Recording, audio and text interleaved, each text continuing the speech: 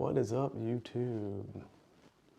Back for another edition of improv comedy. You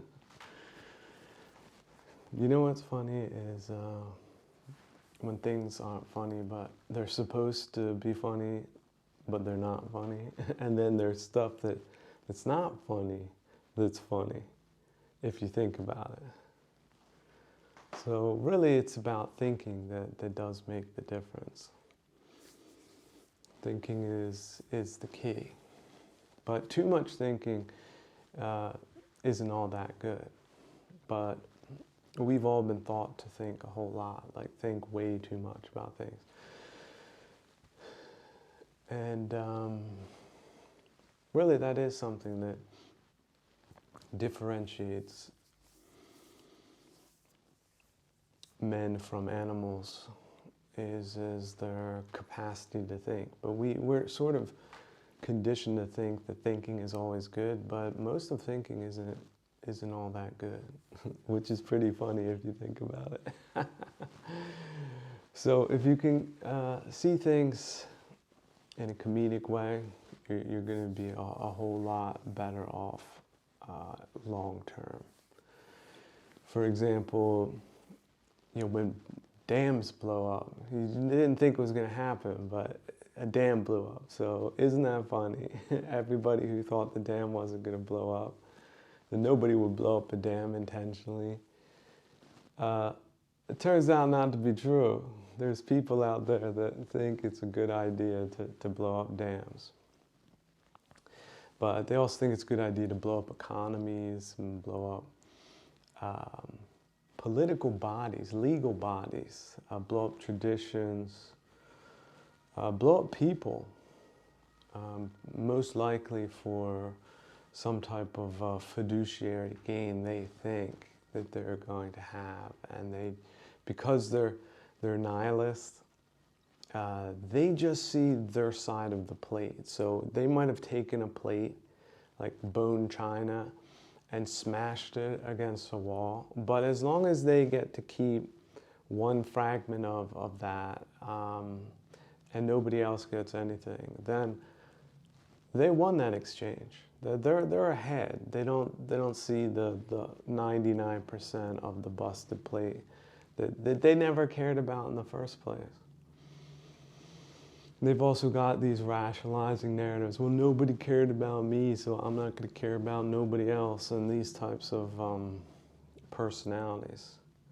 But in what type of societies do these types of personalities proliferate? Well, they proliferate in busted societies, people that are poor on purpose, poor because of politics, for example. We don't want any rich people. We don't want people with options, because that's pre-political. Then they might start thinking, why don't we change things, or why don't we do things the better way, instead of the self-enrichment scheme that a few of these plate busters have come up with. And they think if they devote like a fraction of their ill-gotten gains to public relations, that's going to be acceptable enough for the majority of people. And that's how they understand democracy to be. So their misconception, their misdeeds, that's modern. That's how they see it. And when they couldn't do that, and when that wasn't happening, or when they were poor or on the other side of some type of equation which they've misinterpreted, well, that was the bad old times. We're not going back to the bad old times. This is the new times, where it's all about me getting more and everybody else getting less. So politics. I keep coming back to politics because I think, socio-economic, political, military. Those are the key platforms. So any one of those goes, you're going to get run over. But the politics, well, let's demystify politics. Once all the lawyers, I like to go into the future. See, this is just the future. 10 years in the future, there are no lawyers at all in politics. In fact, maybe there's like there's no statute of limitations for people that were involved in exterminationist policies, for example. If the war tribunal starts getting off, that's just an idea. But this is all 10 years in the future. So don't take anything said here as like it's going to happen, because it might not happen, right? These people might just keep on rolling for another 80 years. You know, it's funny to see regimes like Lukashenko and the Russian model, and you know, their private security armies that are run by people that feel themselves to be very much feel themselves very much empowered to use any type of impunity that they feel like using, because they're outside of the law, right? They appoint the lawyers, or they decide what gets done and what story is told later.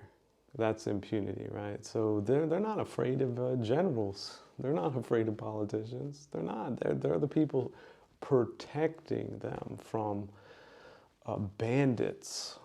Not like themselves, but protecting them from other bandits, maybe like themselves, but because they're the bandits protecting them, they're the good bandits. That's how they've positioned themselves in the hierarchy of personal security of co-opted political systems. So, but we get away from what is now. We go into the future, because this is one of the things we can do as comedians. Is we don't have to be anywhere. We don't have any appointment. We don't have any calendars we got to be watching. It's all about coming up with new jokes and laughing at what is, seeing some new facet that seemed tragic but is in fact comic. So there's no inevitability to any of this, but what should politicians and good politics, do? This is a great question. Just think of it in terms of architecture. There are good architects, there are bad architects. What is a good architect? Good architect is technically competent, so he knows what is feasible, and he works within those parameters. He's a practical person. But on the other hand, he's also a designer. He doesn't want to build just a shack that doesn't really work in its entirety. He thinks about all the different levels and layers within the realm of feasibility. So he's a practical designer. But a good politician is a good designer, perhaps even a great designer. See, this is the way we can think about it. Like, think of industry design. Think of, again, architecture. We have millions of different architects, millions of different buildings. How many of them are good? How many of them, where the people are inside, think to themselves, this is really miraculous. This is amazing. This is really great. This is good. And maybe you've done this on some form or another. You've gone to different hotels, like you've been to the fleas, the flea-ridden, bed bug-ridden, subterranean hostel in some mega city, and then you went to some place like Switzerland and stayed at a 5-star hotel, and you made like the comparisons, like, wow, so what made that architecture bad and what made this architecture good? Now the idiots amongst you will say, oh, it's money, it's money. It's not necessarily money. I mean, money has something to do with it. How about this? People who have better design can charge more. People are willing to pay more. Actually, people don't feel cheated when they stay there, even if they do pay a lot. Because maybe they're paid a lot in some place like Tomsk, where they're working in a very poorly designed factory, for example, making millions of dollars because they're a political appointee.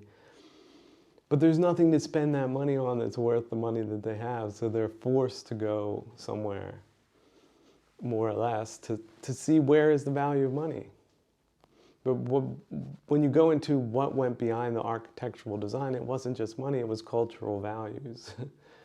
I'm sure a lot of the builders and a lot of the architects put a lot more work into it than they were ever paid back with in the form of material success. I'm almost 100% certain that didn't take place.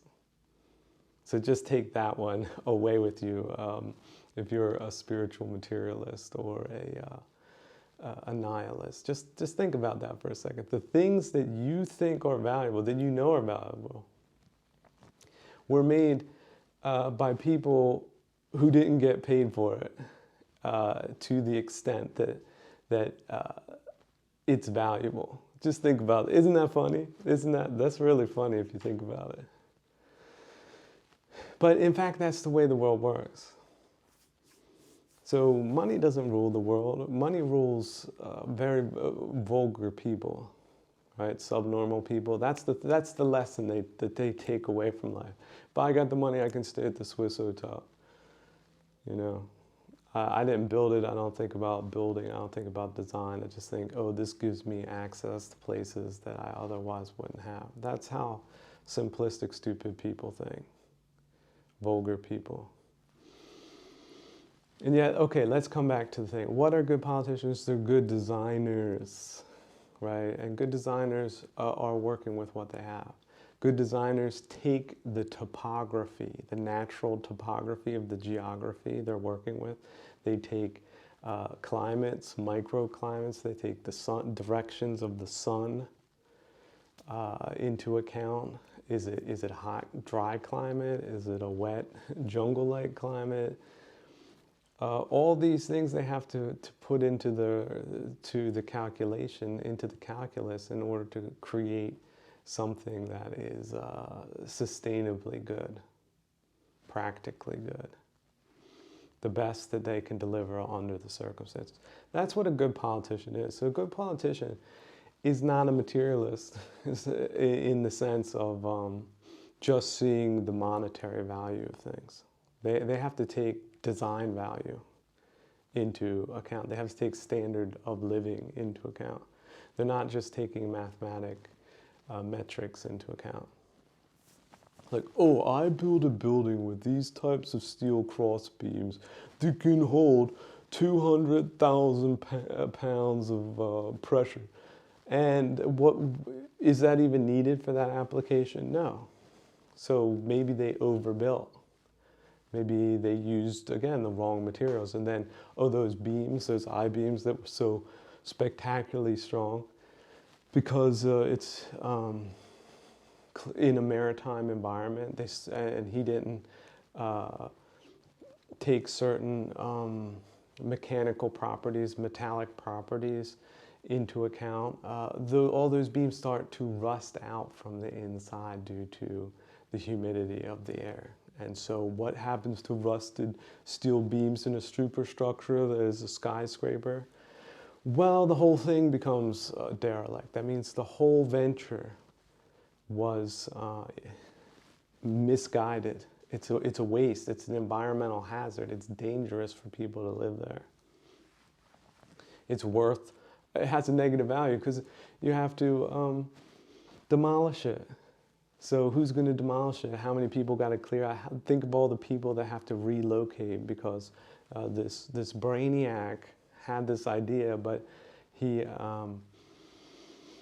overlooked one of the technical details of the things that he was working with. So now the where architecture and politics vary is that politics isn't like that. Politics is more or less flexible. So that's what makes it so fascinating is like, oh, this policy that we had in the 1840s, we're scrapping that policy. That policy is no longer useful, modern, or well rounded, or we've changed our perception on a few things, like, for example, driving the working class to rack and ruin, destroying them, or seeing them as some type of political threat. Rather, we're now going to sustainably develop the working class and put them at a higher social level than what we previously thought. We thought the working class was trash, but now we're seeing they're actually the essential backbone of any society or any country worth a damn. So that means treating them a whole lot differently, which also means taking their economic realities into account, which means not letting them starve to death, not keeping them impoverished artificially, making sure that the legal system works for them and it doesn't unnecessarily punish them for stupid mistakes. That's another thing. Oh, let's just, somebody broke a law, let's just throw them in jail, throw away the key. That's not a modern strategy. But then again, what type of people are you letting in and out of your country? Like, are you that daft? Are you that out to lunch to think that doesn't matter, that's not going to impact the architecture of the society, either immediately or over time? You're going to overlook that. You're going to bunker yourself in to some suburban unit to keep you from that reality. And then on the other hand, what is that for a reality? What all you are is economically leveraged. You can't afford those payments. You're out on your can. So how is that not a plantation? We have to realize that there are parties, and this is where we get into bad politics. There are parties that, at some point, the system becomes so overwhelming. There's so many different weak points that have been captured by malignant forces. Let's just call them malignant. I mean, we could apply a globalized label to them because there certainly is a global network of misfits out there these days that wield tremendous amounts of financial resources. But we can just think of them as a malign influence because they have bad ideas that translates into bad policy. So they've gotten themselves entrenched in these different areas to the point where they say, no, we're the government. You're on the outside. We're the insiders, and that's the government. So you don't accept those preconditions, you're a criminal. That's how they want to frame the argument. But actually, it's the other way around. They don't know what they're doing other than self-enrichment, and it shows. And it's not just one, it's a whole number of them. And then there's a whole number of institutions that somehow come into being, and now they're captured, and now they're more or less producing baloney. They're blob receptacles. The voting mechanisms should be cultivating leadership, which are people that aren't brutish oafs and materialists and gangsters, but rather the people that can take these other factors into account: design, sustainability, security, prosperity, fairness. These people that have those big concepts don't just play that lip service, but really do implement strategies that bring about good fruits, and where people could say, you know what, I was sort of a bit skeptical at first, but man, 5 years later, everybody's doing great. Isn't that wonderful? You know, nobody's, the war stopped. And there's not going to be another one because the other people got defeated, not us, the people that came up with some better sustainable strategies. Because that is the long game for these other geopolitical actors, is that they want long-term that their opposing systems will not be sustainable in the long term. So we might be at parity today, but if they can sabotage you enough, they also might not be improving, but if they can sabotage you in 30 years, they can just roll you over with their tanks. So, that couldn't happen. Well, take a look at Tiananmen Square and take a look at Mariupol. Mariupol is probably the most amazing example right now because after they just blew up everybody, they blew up the entire city, they threw up some of these like, you see these netting, these green nets that they put in front of like derelict buildings or tennis courts. They put up the theater where they blew up all the people that were, all this sheltering in the basement. They put up these green nets and then they put some propaganda posters. Oh, we're rebuilding Mariupol for a better future.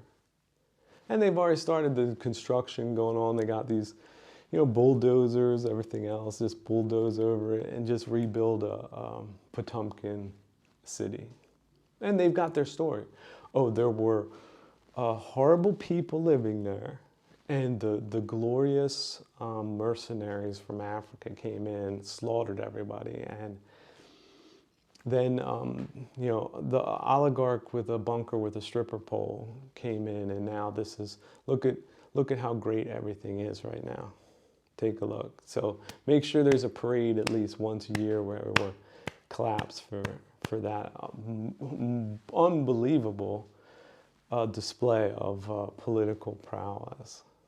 You see, no, that's the other side, right? That's like this realm of fake politics. I mean, it's real politics, but it's unbelievable to be a contemporary witness of this going down. Then again, the network of paid liars that they have on their side. Don't think we don't have them on our side. We have the same thing. It's just like, it's like a parallel universes of people playing the same game, just different personalities. But before like this all happened, people would be like, you're crazy. You're seeing things. That can't be possible. All these people lying. They're there. This is neo-barbarism. We have regressed in every cultural metric. Like if we were here in like 1970 in cultural metrics, we're like not even on the chart. But we consider ourselves better than those people back then. But maybe we're better in like one or two things, but we're worse in like 99 other things. Like we have, how to put this? We have somehow thunk our ways out of practicality. Like, oh, you know what's a good idea? That we build these balconies. Let's build an addition onto the superstructure of a nation and political body that we have. Let's build like a big terrace with window glass as the floor. And it's going to cost a lot of money. A lot of people are going to put in a lot of hours. And all those people that just keep falling through those glass doors, we just have like a maintenance crew brush that over. Like they come in with they have like a little truck with window glass on it, and where the people, they come and smash, they put up like a barrier around it, like a little green barrier so people don't see what happened there. And then they smash out the glass, and then they like glue like these window glass squares over the spots where the people fell through. And let's just keep doing that because my uncle, he's a window glass producer, and he really likes it when all this new business is happening for his cartel-owned industries. Oh, and the price of glass keeps going up, and nobody knows why. It's just markets. It's just markets. Markets doing like this. The invisible hand goes like this. Markets. Window glass goes like this. You know, you go to some place like Central African Republic, window glass costs like 1 cent, but in the modern world it costs like $100 because, you know, the modern world is more modern than the Central African Republic. But actually it's not, you know, it's sort of, we're all living on the same timeline. Just different management, You know, we got this management here, we got that management there, and so. But to come back to again, the future. Future is we don't have to take any of that crap. If we imagine we went to that terrace. We didn't walk on it as an architect, but we did look at what the phenomenon, the comedic phenomenon of people just falling through the glass, and how they had like the measures in place to keep everybody, keep the business model going. But we didn't accept that. We decided, you know what? Let's write that down. Like, never, ever, ever build a terrace with window glass as the floor. Like, check. And when we build our model, we don't include that design. But you know, we didn't even have to experience that model in order not to build that model in the first place. So just think of all the opportunity in this crisis to completely rework all civic institutions, especially vetting processes and voting mechanisms, and also limiting the amount of institutions and perhaps renaming them and not taking any of the bad architects. But maybe, again, it's possible. There's universities today that should be closed immediately. Like they should put like a biohazard tape in front of the doors, like there's been some type of cultural biohazard that's happened here. But that's not happening, you know. But you could do that. And then instead of like building all their bad buildings and all of the ways they did things before, you do it in a new way. And you do it in a more efficient way, you do it in a more humane way. And again, you get rid of these groups that have pooled a whole lot of malfeasance and power together in their cartel-like structures. One of them is the legalistic framework. Again, can be completely replaced by AI. And the financial framework also can be completely re-architected with AI. And you would think, oh, that's crazy. Well, I think on the financial side, it's already happened. Like, how do you think that stock market works anyway? It's a computer generated affair, isn't it? So, but what needs to happen if we do have some sort of a mechanism like that is it needs to be fair, which means it needs to be based on metrics that aren't as gameable as the ones as they are today. Or perhaps we shouldn't put so much emphasis on such gaming mechanisms as we should put on real economies and producing things in a sustainable and technologically efficient way. How about an environmentally also friendly way? And also, it's not necessarily a growth model, right? All these countries that are growing like big tumors, they're acting in a highly irresponsible way. They're careening off course. Because the more they grow, the more they think they need to build, the more they start bumping into other people, into their own boundaries. And if somebody's not going to push them back, they're going to just export that growth model everywhere.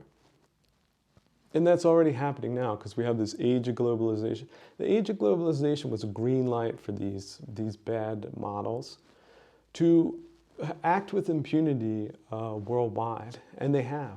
And now they're there. And now they keep wanting to expand. And how do they keep expanding? Well, by sabotaging you. They're not better, right? But if you get worse, they will be better.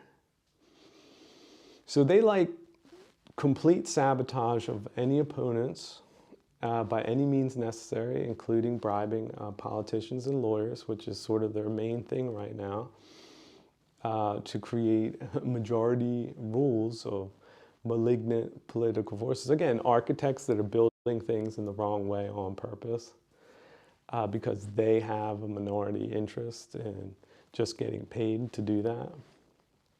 And they also are protected by these people. These people consider them assets. They don't want them being voted out or replaced.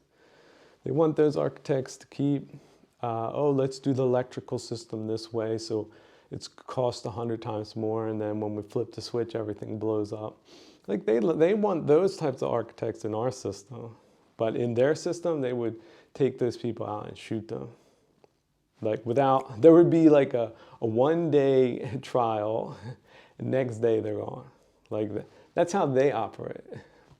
We, on the other hand, are still under the assumption that these types of things are impossible.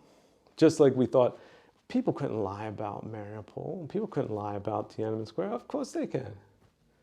But for them, power is about their lies being the dogma. If they can make their lies the dogma, they win. That's the only way they see it. The truth means nothing to these people, absolutely nothing. The truth is nothing to them. See, that's when, again, we come back to nihilism. Nihilisms, they don't care about truth. The truth is, for them, they think you're stupid believing in the truth. Like, for them, by not believing in the truth, it allows them, again, impunity to do anything. So, but we thought it was beyond belief, like that these people are beyond belief. They're not beyond belief. So, but you wrapping your mind around the reality that these beyond belief people are doing this in broad daylight, that takes some time to catch up. I've realized that it takes some time to catch up. Because imagine you go back to Mariupol and you talk to somebody on the street in, let's say, 3 years, 5 years, 10 years.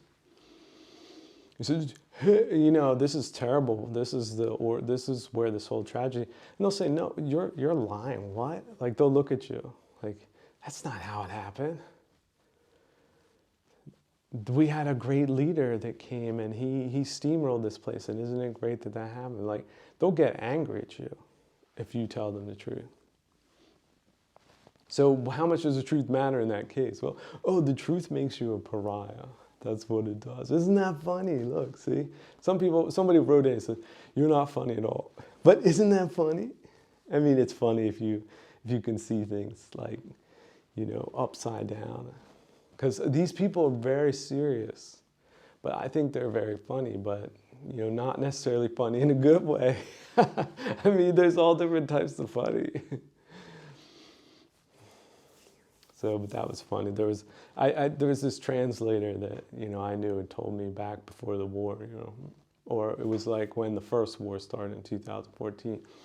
So this big, rich Russian dude from Kostromar, you know, this oligarch, right? His parents came, or his granddad came from some border region of Donetsk. And so he wanted to go back there and see, you know, where he came from. So, you know, he gets flown into the airport. Back then it worked, and then he rented like some green Rolls Royce, had a chauffeur, you know, drive him around through the villages and stuff like that, and saw a farmer sitting, you know, by the side of the road. And so he said, oh, chauffeur, stop here. And he, you know, hit the button, and the electric window goes, and he sticks his big, fat, ugly face out there, beaming with pride. He said, oh, is this your land here? And the farmer, you know, this Ukrainian guy, he's got like, you know, buzz cut, like a red face. You know, he looks like he's had a couple of shots of vodka that day. He smiles, and he's got like missing front teeth. And he's like, yes, sir, this is my land, from the hill up there down to the river right there. And the Russian oligarch says, oh, that's nice. My land, I can drive all day, and I will not get to the end of this land. And the Ukrainian looks back and he says, I had a ladder like that myself, but I scrapped it, so it's not working anymore. Oligarch, you know, hit the button again, the window goes bzzzt, Driver, drive on. Oh yeah, so what's happening in Russia anyway? I mean, now all these drone strikes have just become so normalized. Just things blowing up, no security. I mean, was there really any security there? I mean, they got a lot of nukes, but I mean, is it really going to be worth it to them to blow up the entire planet? What do they care if more slaves and serfs on their periphery get blasted or blown up? They don't care about people. And this is the thing, what happened to communism, what I have discerned is that it was some type of like idealistic philosophy where they had this utopianism. And so the utopianisms got mixed up with, you know, criminals that wanted to just have the things. And then once they had the revolution, they got the criminals that got the things got rid of the people that were utopian. So within their system, but they kept that utopian BS line for outside of the borders so that they could, rook idealistically minded people into believing in the cause. And the only people that stuck with it were the criminally minded people. And the people that got stamped on or betrayed or sent to jail or didn't end up with nothing. Those were the idealists, the good people, the well-meaning people that wanted to, you know, do things for the working people of the world and all that jazz. But now it's such a decrepit hulk. It's such a hollowed out nothing of an entity that they don't even know what they're doing there. You know, they're cutting deals left and right with you know, mafioso types that run the business and now are running the generals, making sure to take care of their personal security. And if they don't do what they say, then you know, something bad's going to happen to them. They're going to pin defeat on the battlefield on them and then just shoot them all like the czar's family. But this is how they understand politics. So I think it's pretty obvious that that's a dead end. But the Russians, instead of looking at the West and blaming the West for all of their problems, they need to look to the East, because those are the people that are going to eat their lunch. And they don't give a damn about Russians. Don't give a damn. Actually, they got a whole long list. It's like written on bamboo. It's like these parchment scrolls that if you go, they have like temples there. You go where the terracotta army came from, where they had rivers of quicksilver running. They have these parchment scrolls with a whole list of things that the Russians did against them that they want payback for. So these people selling out your country for African gold mines or whatnot, they're not on your side. They're really not on anybody's side. Certainly not on the Western side. So just because they speak Russian doesn't mean they're Russian. The same goes for English. Just because people speak English don't mean they have your best interests in mind. And this is unfortunate that these are the civilizational conflicts that we're dealing with. But I would say right now in the West, all that psychological warfare is really the most annoying thing. And it is based on the pre-positioning of the fifth column. So a lot of this stuff is coming to a head historically. And a lot of it isn't funny. I have to admit, there is a limit to humor. You can't just laugh at anything, right? But what these people think they're going to get and what they're going to get in the end is going to be really two completely different things. So, but as far as future system goes, they're a great case for what not to do. And I don't think there's ever been a time when these types of things have been more documented than today. And so for someone who's interested in building new resilient political systems, which again, The result of the political systems needs to be good leadership. If the political system creates and sustains and protects good leadership, then it's doing what it meant to do, what it was meant to do. It is you could describe it as a successful system. If it doesn't, like it's doing today, it's producing like, it's a negative sausage factory. So you can imagine, it's not producing sausage you would want to eat, it's the other kind of sausage. So that you could take as a model of what not to do. But good leadership is what comes from a good political system. That's it. Demystify these things entirely. A good economic system increases prosperity for society as a whole. That's another thing. Not for a few billionaires. Not that the billionaires get richer than they've ever been before. That's not a good economic model. No, it's not. And then if we go to the social model, what is a good social model? One that leads to cohesion and unity, which means also getting beyond class animosities, but in a realistic and practical way, not in some type of lunatic, insane, radicalized way. Like, oh, we're going to let's get rid of the classes. Let's just bring everybody here that doesn't belong. And now we're going to be a classless society. Nope. Sorry, no.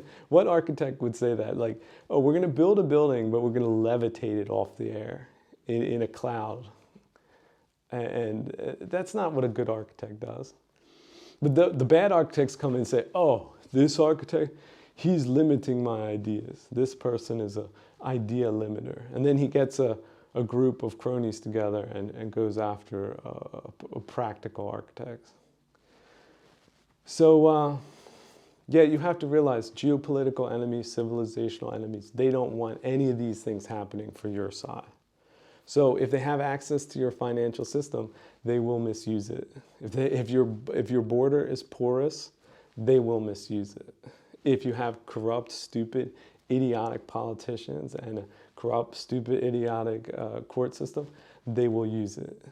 So you do have to understand that certain people profit by those things right now, but a significant portion of that are your mortal enemies. So you really have to decide, well, I have a car, but it tries to kill me like 3 times a week. You might want to just dump and ditch that car and go with a new model that's possibly been built by a completely different factory. And if you did that, you would be doing yourself a favor. So do everyone else a favor and think in terms of new systems. That's the message for today. New systems in a new future where things are run a whole lot better than today. Thanks for listening.